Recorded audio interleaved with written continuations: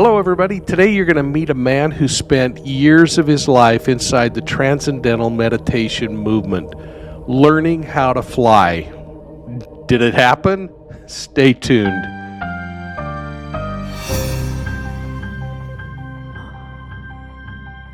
Hello, everybody, and welcome to Profiling Evil Podcasts, Cults Among Us. Today I'm talking with Patrick Ryan, a cult mediation specialist who spent the last 40 years helping people escape destructive cults. He specializes in deprogramming those folks who have suffered mind manipulation, brainwashing during their cult experience. Patrick works tirelessly to help families and friends of cult members better understand how to effectively respond to the complexities of dealing with loved ones who have been involved in cults. Patrick, welcome to Profiling Evil, and thanks so much for taking time out to chat with me. My pleasure. I love your city. We're not going to tell people where it is. They can look it up and find it. I've found that that's something you just don't do. Yeah. Well, I can tell them. Okay. Yeah, it's Philadelphia. So we're the city of freedom and brotherly love. And brotherly love. and cheesesteaks, I might add, which I have consumed many on the streets of Philadelphia. Well, Patrick, you have a long and impressive professional and academic background. And instead of talking about that, folks always want to just jump right into things and kind of learn about you as we go along. So I want to jump right in and talk about a cult known as the Transcendental Meditation Movement, or TN movement. Right. And folks, I want to make sure you remember that down below there are going to be links in the chat area where you can learn about Patrick Ryan's background, his organization, ways to read up on him, or even reach out and get help. With that, the Transcendental Meditation Movement was founded by Maharishi Mahesh, I hope I said that right, That's yogi correct. In India in the 1950s. And this thing has grown to more than 5 million members, according to things I saw online. Patrick, can you help us better understand the movement and kind of give us a high-level history of the organization through to today? Sure. So I think it's like most groups, it's changed over time. It has evolved. And I think that people change over time. And what my interaction or the way of evaluating groups is not that I look at the TM movement as it's a cult or any other group it's a cult, but what I look at is that an individual like me at a particular point in my life, the interaction between that and the group at a particular point in its life cycle, that interaction for me created a cultic dynamic. Now, they estimate, they give different numbers, 5 million to 10 million people have learned TM. Certainly not 10 million people are in a cult. So these are mostly people, as with most groups, that go, they maybe take a course, they get something out of it, they don't get something out of it, and they move on. Yeah, from my perspective, they pay too much, they were deceived, there's those things, but they might get some benefit from it. You know, I just recently talked about Nixium and Keith Raniere, and I find so many similarities in these things where they start out with a piece of something that is really pretty good for a lot of folks, and then it kind of prostitutes its way into something that's a little more dangerous. But I want to reiterate something you said, and that is that you know, there may be 10 million people, but that doesn't mean they're all in a destructive position in their lives. So I would say in the TM organization, approximately 40,000 in history have been trained as teachers. So those are people who have gone, it's at different times, it's been for different lengths, but when I went through the process, it was about 9 months of full-time training. So this was in blocks. I actually did 18 months of them with my eyes closed about 20 hours a day, 7 days a week, 24 hours a day, for a month and 3 month long periods. where you didn't go to the bathroom alone, write letters, call home, and you were assigned a buddy, and the buddy was with you at all times, even when you went to the bathroom, just to make sure that you were stable and one-pointed. Now, this is so we get 10 million people, there's 40,000 teachers. It's a smaller group. I went to the TM Movements University, which is an accredited university, through the PhD level. So I was in like the inner levels of the organization. So what I saw the organization be, what it was about, is very different than the average person. So I would say I was in a cult, or I had a cultic relationship with TM, but most of my family has learned TM, and they certainly weren't in a cult. So it's that interaction. It's how that gets inside oneself. And I think that we can look at that in political systems. We can look at that in relationships. We can look at that in all kinds of things. It's that we want to look at the uniqueness of the individual and their interaction with a group. So in my model, if there's 100,000 members of a group, there's 100,000 groups. That's interesting. Well, so you are in a really unique position to provide an insider view of this particular cult, obviously. Let's step back a little bit in time and answer a couple questions, if you can, for me. Why did you join the group?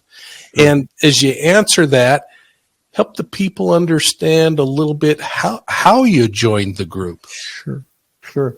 So I'm 64, so we're talking a very long time ago. I just turned 17 when I got involved. So about 45 years ago, I was in high school. I wrote for my high school newspaper. I was part of a junior achievement company that was sponsored by the St. Petersburg Times. So we learned how to do business. And in this case, we made an insert in the paper, sold advertising, wrote copy. So at that time, TM was being taught under a Title III grant in the public schools of New Jersey, Kansas, and California. My high school had a TM club. Maharishi appeared on the Merv Griffin show.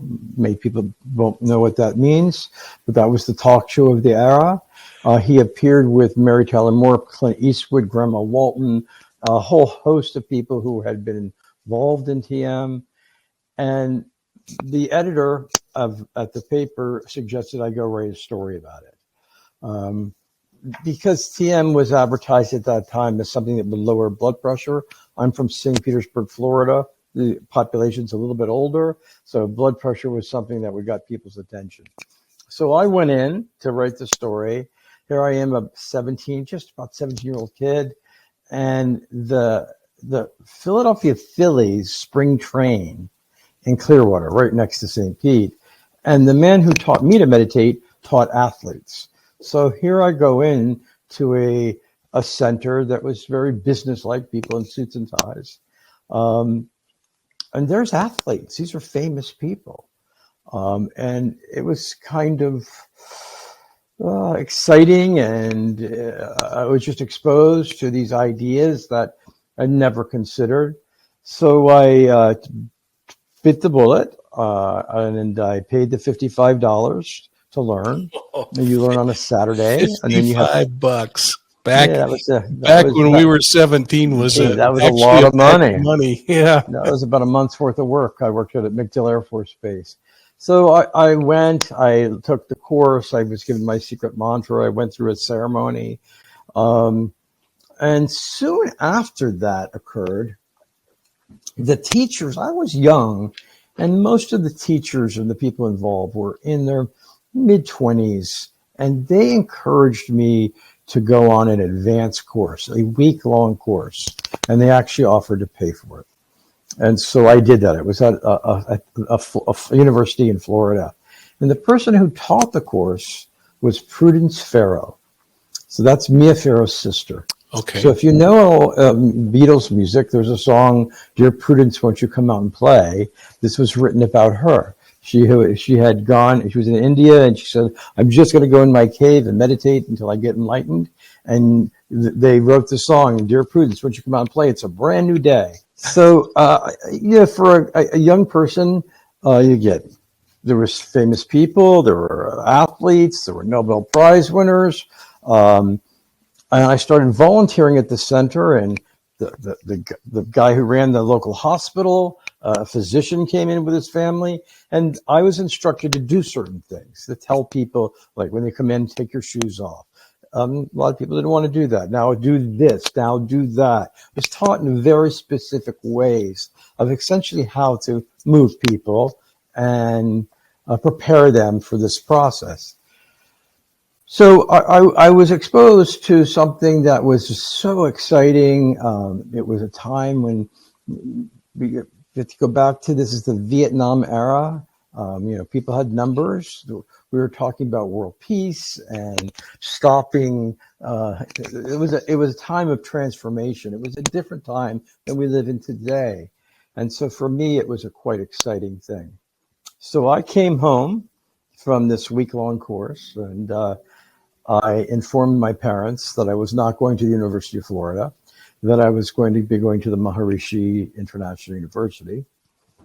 And that didn't go over too well. Yeah, I can imagine. So my dad is from South Dakota. His parents homesteaded a farm. They met at the University of Minnesota in 1900. They're just giving you a feel for this guy. He rode a horse to school, and we hunted. He then became the highest ranking enlisted man in the United States Navy. So you got a kind of a straight shooter, and you got a wifty kid with long hair. My mother was a little bit more, she kind of recognized that they didn't go along with this. They were going to lose me and lose the connection with me, because I was going to go come hell or high water. Yeah. So my parents actually supported me and paid for me to go to the university, because they knew they needed to stay connected to me. And to sort of monitor what was going on. And to a great extent, the TM University, when I went, was a good education. The faculty came from all over the world. The university teaches one course at a time. So my marketing professor came from Harvard to do the month marketing course. So you went to school 6 days a week, let's say 9:30 in the morning to maybe 4 every day. The physics professor came from CERN in Switzerland to do the month of physics. So like that, there was a core faculty, but we were exposed to people at a level that probably I wouldn't have been exposed to, and to the other part, which was Maharishi's knowledge. So it was 80% reality and 10%, 20% of how his ideas came into being. Let me stop you right there, because isn't that one of those intriguing cult characteristics that, regardless of the organization, there is a huge amount of reality and truth, and then the insertion of the wacky belief or ideology or direction? Yeah, I think, ultimately, all beliefs are odd and wacky. And I know as an interventionist, I look at beliefs in general. I was raised in an Irish Catholic family, and it has its own myth and story. And, what the nuns taught us, it's pretty wacky. But it was what was my culture.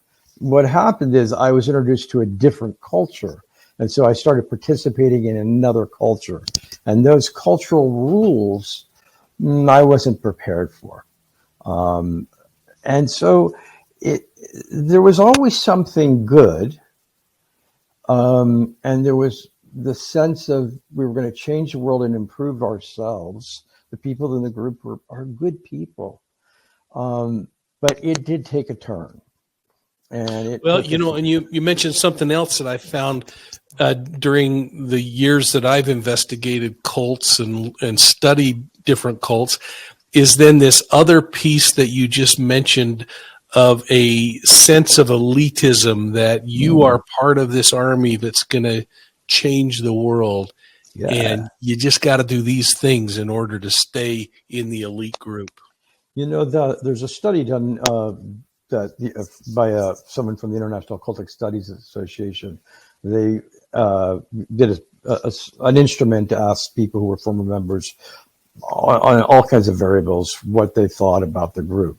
And the thing that got the most responses was the person felt that they were in something that was unique and special.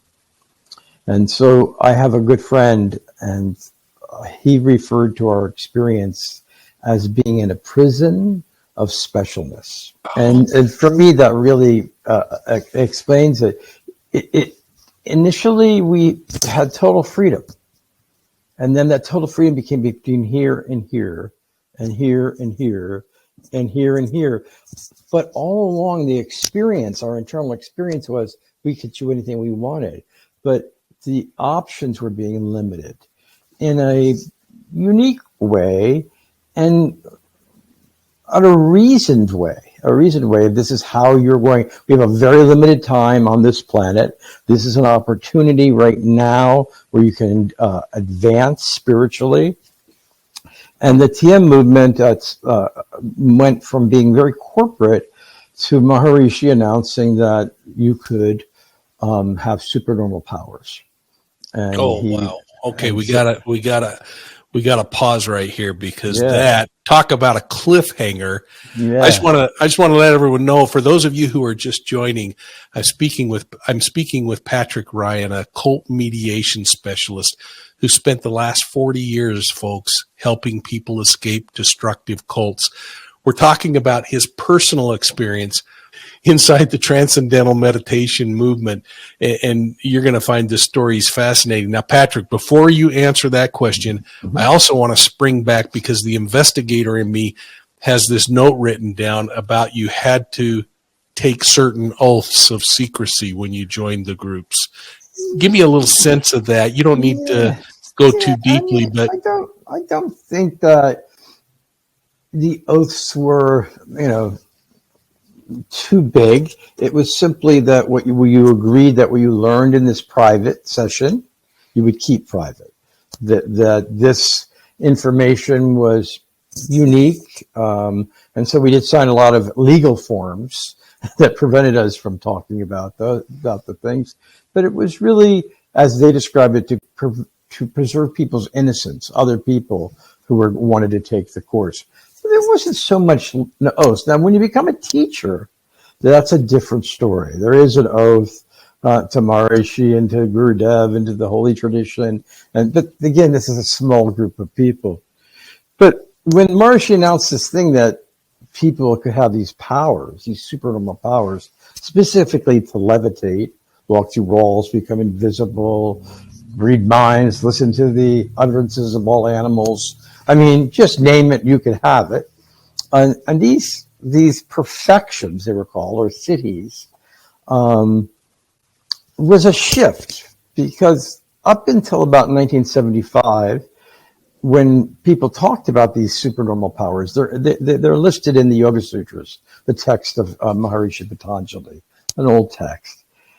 His response was, that's like playing with things that we don't want to play with. We want to capture the fort. And when you capture the fort, then you'll have all those things. So we don't go after these kinds of experiences.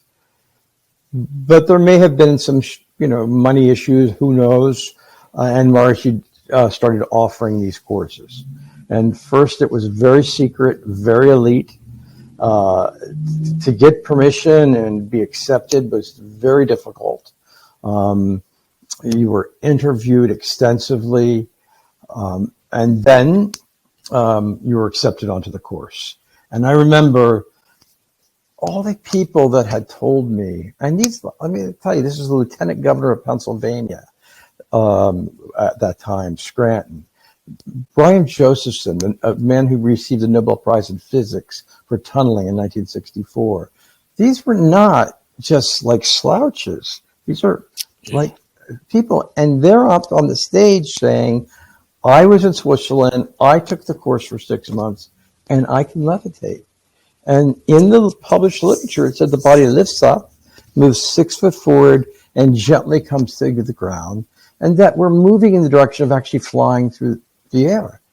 And so it seems so crazy in some ways and odd that someone would believe these things, but in the context of the time and how it was being brought about, we that was something that I wanted to have. So to get onto this course was they put you through a lot, and it was a 3-month program, 7 days a week, 24 hours a day, and it was structured. At some point, about 6 weeks into the course, these people that I'd never seen before came from Switzerland to teach us these supernormal powers. And when we applied for the course, it was kind of funny. I think we had to give 5 pictures of ourselves, 5 passport-size pictures. And we didn't know why. But the day came when we were going to start learning these secrets. And so if you can imagine a building, it's in Iowa, that has a big vestibule. And at the vestibule, there's 2 doors. And then there's inside the vestibule, before you go into the room, there's another set of doors. So we all had badges with our pictures on them. I have mine somewhere. I should have brought it out to show you. So here's my badge. And the people who are checking my badges are my friends. These are people I know. So I'm holding this badge up next to my face, and 2 people are checking to make sure that I am me. And then I was accepted into the vestibule. And this will be a little bit odd here, but will stick with me. Then to go into the inner sanctum, they enter the room, 2 more people checked our badges. All right, so now these are people. It's like your next door neighbor, someone you knew, my buddies. I used to go skateboarding with. Then we were set. The rooms were set up in rows, not this way, but this way. So the first person in the row, where there were 6 people in each row, was a group leader, and it was made up of 3 pairs of buddies. And so these people who had never came in, they said, would everyone with a group leader check everyone's badge? So you hold your badge up, and this person who you know, after you've been checked already twice, goes and checks your badge. And then the group next to me, to the right of me, left me, these were different groups. They said, well, the person on the right of you and the left of you check your badge. Okay, well, now we knew who they knew was, these are my friends. Then these people came in with books, and 3-ring books, and on each page was 6 pictures. And they would stop at a row and compare every person, and then they would go to the next row to make sure that people who were, they say they were. This happened 4 times. And after the 4th time, this was to tell us this was a secret. But we were also told the CIA was trying to get this information. So we had to, it was all hush hush. And then they put up wires up and down the rows with little earphones, which in fact made a big antenna. But again, the message was it was secret. And I remember, they did a ceremony, and then a tape came on of Maharishi. And there was many powers that you learned, but the one about flying was the one that was sort of the exciting one. And he said, the first thing he said is you were seated on the foam rubber, because when you flying, you come down. And we're going, no, we're in a classroom. But the tape said you were seated on the foam. And he said, so you want to learn to fly. And he gives a whole little lecture about flying and how it works. And he gave us the secret formula. And we were to do this secret formula. So we went back to our dorms, which had now had rooms that were covered in foam rubber. And we started doing the secret formula, which was to say inside your head every 15 seconds, relationship of body and akasha, lightness of cotton fiber, and wait 15 seconds. We'll get back to this. So the secret was this phrase, relationship of body and akasha, lightness of cotton fiber. And so we're in the room with about 26 guys, and we did it for about a half hour. Nothing happened. And so then we were brought back to the big group, and they said, how many people started flying? and nobody from my group started flying. And so we started reflecting, oh my God, one night I didn't go to bed at 10 I was o'clock. It was at just going to say, who's 10:01. sinning? Uh, it was all the little possible things you've done. I had pizza one night. Was that allowed? You start reflecting upon yourself. But eventually, after about 3 days of doing this program, repeating these formulas, all of a sudden I was on one side of the room, and the next thing I knew, I hit the wall on the other side, and I just zoomed through the air. That was my experience, and it was so powerful. Lightning bolts going up my spine. My body was shaking. I was screaming. But fundamentally, I went flying 30 feet across the room. Now, I know I didn't fly because I know people don't fly, but I still have the memory of flying through the air. And so it was such an exciting time because one didn't feel like it just took over you. And then Maharishi believed it to the point where he started sending people into war zones to stop wars with it. But they believed that if you could get a group of people, 1% of the population, that what would happen is it would stop wars, any negativity. So people were sent into Nicaragua, Mozambique, Iran, Lebanon, all these countries. And they would be in hotel rooms covered in foam rubber, bouncing up and down to stop war. So the belief was intense. But for me, that started the areas of doubting. Jonestown happened. And right after that, Well, I want to talk about that experience, but I want to ask you a question because as you were talking, I had this flashback of the Tim Allen movie of Santa Claus, and I remembered a quote in there where someone said, seeing is believing, asking if they believed in Santa. mm-hmm. And the retort to that was, no, believing is seeing. Yeah. So the induction of hypnosis is the induction of conviction, of absolute knowingness. This doesn't become a belief. You know it's true. You know that you flew. In the same way you know your mother's your mother, your son is your son. That's not an intellectual thing. You see your mother, you see your son, it's your son. You don't go through all this mental process. You know. And that's what the organization tries to instill in people, is certainty, that knowing. So it's not on the level of belief, it's on the level of experience. And those experiences are what runs the show.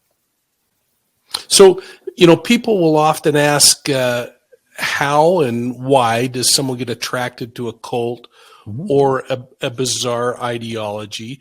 And I mean, I got to say, it would be pretty darn cool to fly through walls or fly through the air. I mean, that's pretty inspiring. I could see why the CIA would be trying to get a hold of that technology. But from your personal experience, why on earth did you stay? Well, it's a university. It's accredited through the PhD. I was on an academic track, and I at one point when I really wanted to leave, it was 18 months before receiving my BA, and I was telling my parents I really want to go, and they're going, "Don't bother, no. We paid all this money. You're getting that 18 months. But if no matter what happens, you're finishing because." You can go on. My friends went to medical school, Harvard, Yale, Princeton. I mean, you get into other good schools for master's or PhD programs. So it was a time. So it was the exuberance of youth and that sense of idealism that was running the show. And it's a different mindset than I have now. I mean, I'll send you, the collection of pictures from the time, and you'll see a very innocent person who believed, and believe that this was going to transform the universe. This was going to do something that no one else had been able to do. And so I think that when people join groups, the reason why I'm telling the story in this way is it's not that they're stupid or they're not thinking. They are thinking, but they're thinking within a context, and they're being given information that for many people is reasonable. So we're taught, as kids, to trust people who are authorities. So if the person is a doctor, you trust the doctor. If the person is the dentist, you trust the dentist. You can't challenge everything. You have to have some sense of trusting of people that are in positions of authority, that have gone to universities and who have credibility. And what Maharishi was able to do was to capture that group of people, capture those a cadre of very intelligent professors, and they did the selling. So you were leading up. You started having these thoughts that there's something wrong here, and then you mentioned Jim Jones and the People's Temple, and let's explore that a little further. Sure. That was, the Jonestown happened, and it was kind of shocking. People. Well, we now know that most people did not commit suicide. Most people were killed, but at the time, it was thought that most people committed suicide, and there was always those questions people say when you trust your teacher. If the teacher says to jump off the bridge, will you jump off the bridge? And if you really trust the teacher, the teacher's there to catch you at the bottom. So those ideas floated around in the environment. They were things that we considered. And so for someone who comes from a Catholic background, like I did, there are saints that have these, you talk saying Teresa levitated. These ideas were not so foreign. They were just in a different packaging, and they were packaged in a sort of a scientific way. But the Jonestown thing sort of freaked me out. Freaked out, that's a strong word. It made me question, well, what does it mean to be manipulated? Am I a cult? Could that happen to me? So Jonestown happened in November, and during the spring break, a friend of mine had a small plane, and we flew to New York from Iowa. That was a horrible experience, landing many times for gas or fuel. And I went and stood outside the Mooney headquarters across from Penn Station to get recruited, because I'd read what the Moonies do. I knew they were a cult. And so I went through their process 3 times, but nothing happened. So I just couldn't figure out, what does this mean to be, controlled, manipulated?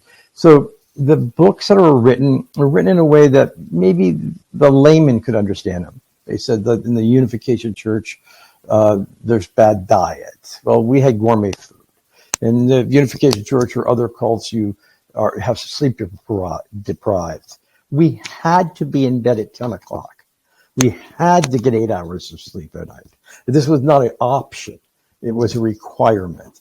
So when I looked at what people say, these are what groups do, well, they didn't do those things. What I wasn't seeing was those processes of sleep deprivation or poor diet, things like that, impair people's critical thinking abilities. Yeah. And what TM does is TM teaches you a technique of meditation, which is really hypnosis, and it makes you suggestible. So we know from the research on meditation, the time that the person, on hypnosis, the time that the person is most suggestible is not when the person is hypnotizing them, it's the period after that.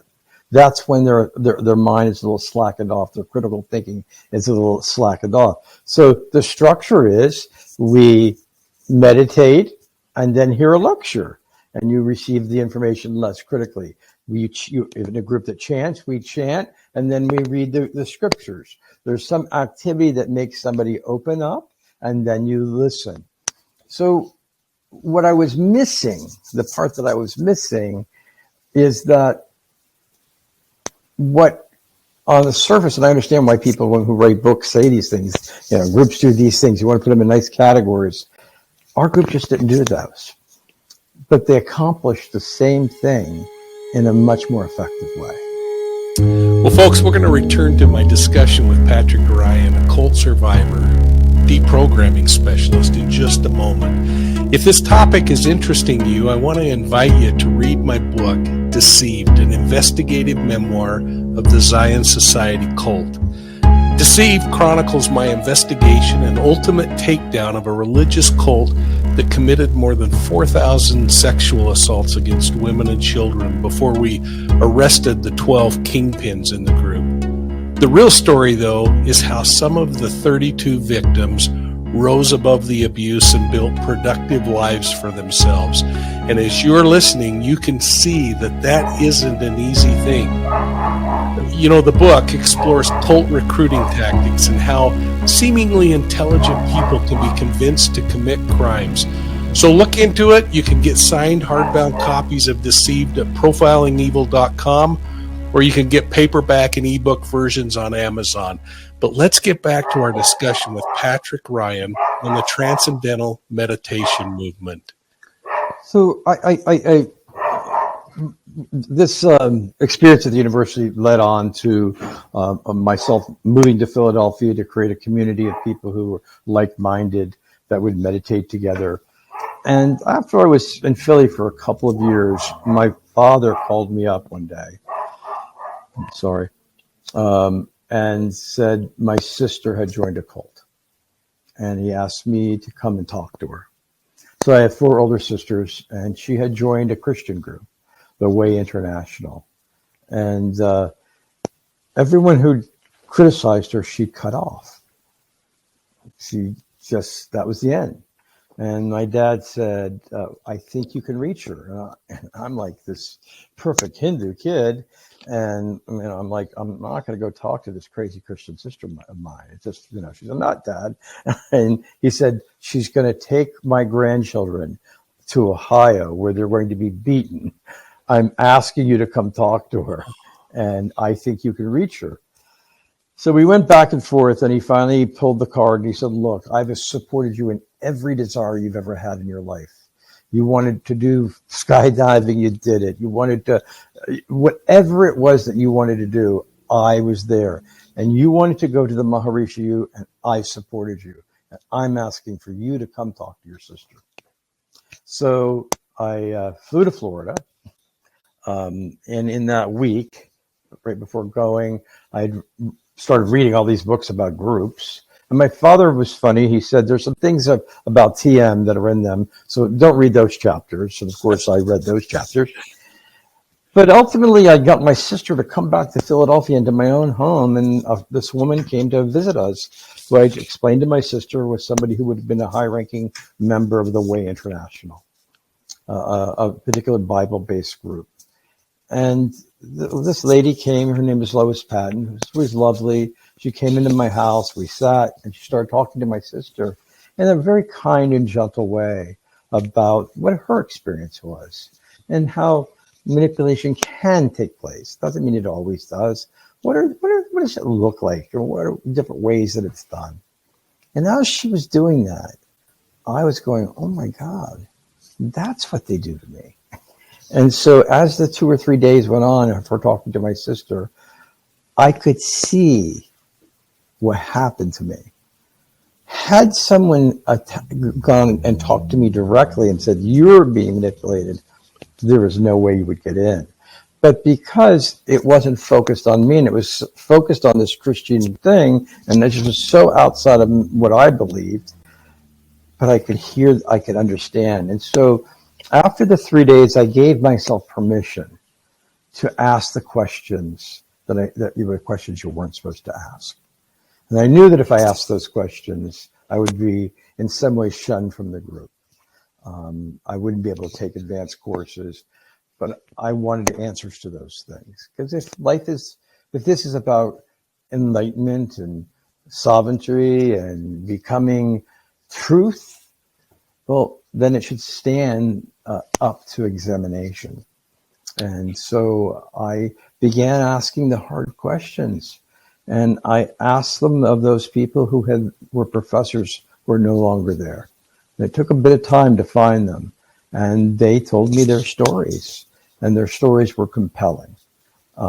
They explained to me what had happened to me. So the structure of this first intervention, which I structured to bring this person in, it's funny. I was in a group, and it's what got me out. And in some ways, that's what we try to do in our work. We don't try to confront people. We try to understand for a person, what is that unique cocktail that hooked John, which is going to be different than the unique cocktail that hooks Mary. And it may be overlap with some that affect other people, but everyone is unique. And so what I spend so much time doing with families compared to actually talking to someone in a group is trying to understand the person and attuning the family to the experience of what it's like being in a group. How you can, just the most subtle things you can say can create division. So how do you communicate? How do you stay connected? Because the research tells us some good things. About 90% of the people who join groups leave, and they leave on their own. It's just a matter of when. Now, we can do things to facilitate that, encourage, have that happen sooner than later. But ultimately, we need to create a space, a safe place for someone to come out to. A place that their ego is protected, that they're not shamed, they're not blamed. So when I left, I didn't tell my parents for 3 years that I was out because I was too embarrassed. So you have a 23, 24-year-old young man, a lot of ego, and I would go home and visit my parents, and my mom would say, "Hey, Pat, it's 4:30, we're going to eat at 6:30, maybe it's time you should go meditate." And I would just go sit in the room, and I'm like, how do I tell them? I just didn't know how to tell them. And because ego, pride, lots of things, and I was a pain in the ass trying to get everybody involved. So what I try to do in the work that we've been doing over the last 30, 40 years is to teach families how to understand what someone's involved in, to learn how to appreciate what they appreciate out of it. So for me, group involvement, including my experience in TM, is like art. So I was trying to move things around, but I won't. There's art all over on the walls of my house. If you came in my house and you looked at a painting and said, "Well, that's ugly, why do you have it there?" Well, we probably are not going to have much more of a conversation. But if you came in and you were looking at the art in my house and you say, it's really interesting the way the artist used this color and the movement, but I'm not sure why they use that purple. I don't think I would use that. If you can appreciate what someone else appreciates about something, about the art, the aesthetic, then I think you have the right to criticize it. But if you can't appreciate what someone appreciates about it, then we run into problems. So I try to teach people, families, how to find areas of agreement, areas that they can appreciate, because it really is, you've taken on a new aesthetic, a new piece of art. So my dad was so skilled in many ways when I use them as examples of my work all the time. Because when I would come home, I would, give I'd be all charged up and I'd lecture him for 3 or 4 days at a time. And I would always do everything I could to get him to learn to meditate. And, my father would always come back to, I'd say, "Dad, look, in the Bible, Jesus said, he walked in water and he said to his disciples, you can do this and more." So a test of a true Christian is you'd be able to levitate. And you can levitate. You can actually take this course. It can happen. And my father, he would sit back and he'd say, "Son, what you love in life is meditating. And I like that for you. But what I love is riding horses. And if I had an extra 10 minutes in my day, I get on that horse and I just ride, because that's what I love. He didn't make me wrong. He showed respect. But he didn't change his mind. And he always found these ways. And he would come on visitors weekend, parents weekend to the university. And sometimes I wonder about who he chose. But one of the faculty members who I particularly disliked was a law professor. My father said, that professor of yours, he reminds me of an admiral I once served under. He seems like an outstanding person. He would find the positive pieces in people. And that created a way for me to feel in some ways safe, but too safe because I was afraid to tell him I left. It was a dance of how do you tell them, because they also felt bad because they paid all this money for me to go to this place. It wasn't cheap. It's about $25,000-$30,000. So I ended up at some point about 83, 84, after I had left. I was kind of pissed off, if you want to know the truth. I wasn't so upset about the university and the education because I actually thought it was pretty good. But the idea that people could levitate, now we know that's not real, okay? And so even though maybe now it costs $8,000 or $10,000 to learn, it was $1,407 and 3 months of my life. And I called the university up and I said, I want my money back for the levitation program because you lied. It's not true. And so in your literature, you said the body lifts up, moves 6 foot forward and gently comes to the ground. And that's not what happens. Nobody does that. So you lied to me and I just want my money back. And we went round and round and they basically said, if you we're not giving your money back, you'd have to sue us. So a few of us found a sole practitioner and we filed a lawsuit in federal court in Washington. So it was a small group of us and a little sole practitioner against an organization which was worth at that time about $3.5 billion, with a legal team like you can't imagine. Now they're over 10 billion they're worth. And I went on an adventure of, I guess, getting a pound of flesh. I wanted my money back. And in that process, I had to have experts to testify on my behalf because here I am. I'm going to meet a jury of my peers in Washington, D.C., which in the main is going to be a middle class African American community.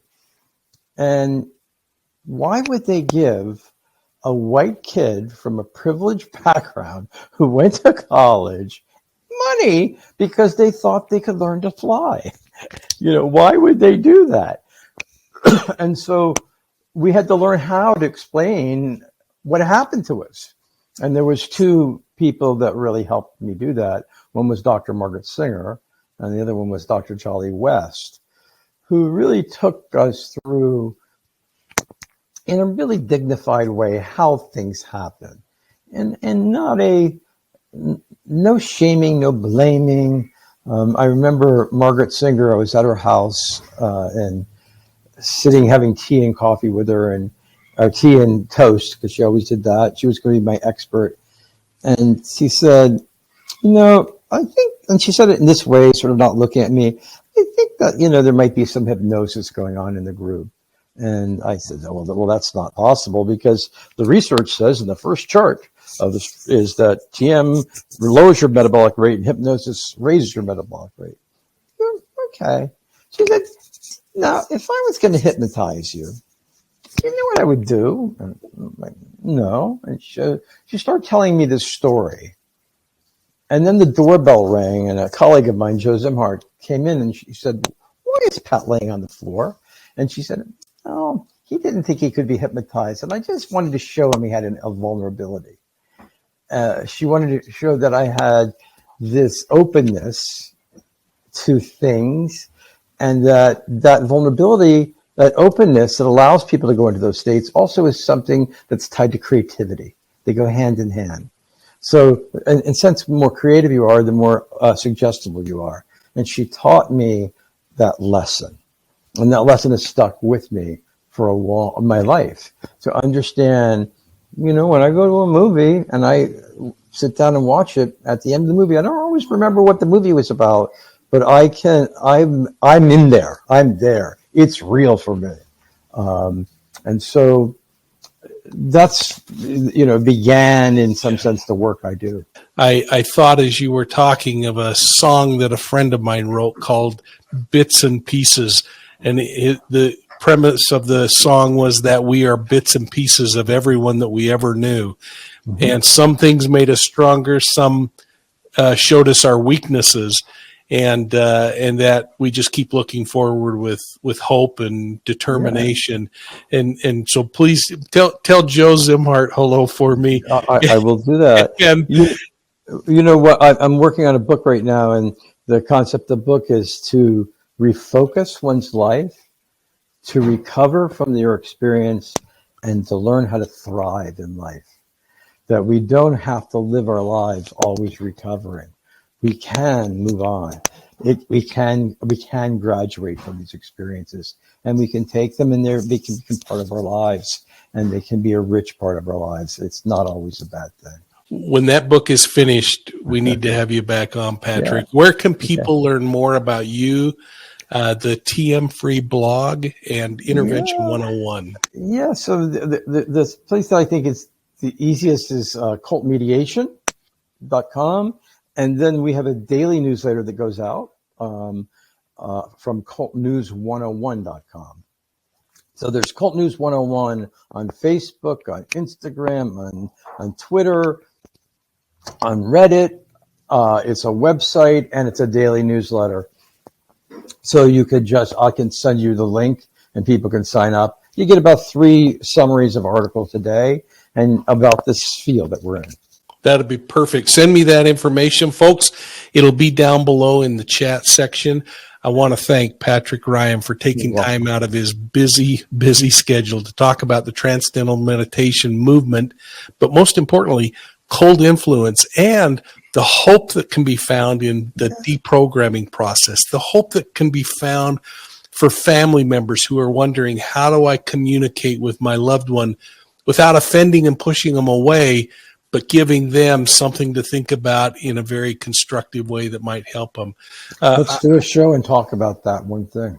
Yeah, that would be wonderful. I hope that you all will take time to read each other's comments down below too, and learn from each other, and make sure you're exploring Patrick's website. Again, Patrick, thank you so much for being with me. It's really been fun. Hey, folks, if you like this episode, please make sure you're hitting that like and subscribe button. That always helps, always part of the plan here. And most importantly, share this with your contacts and your personal networks.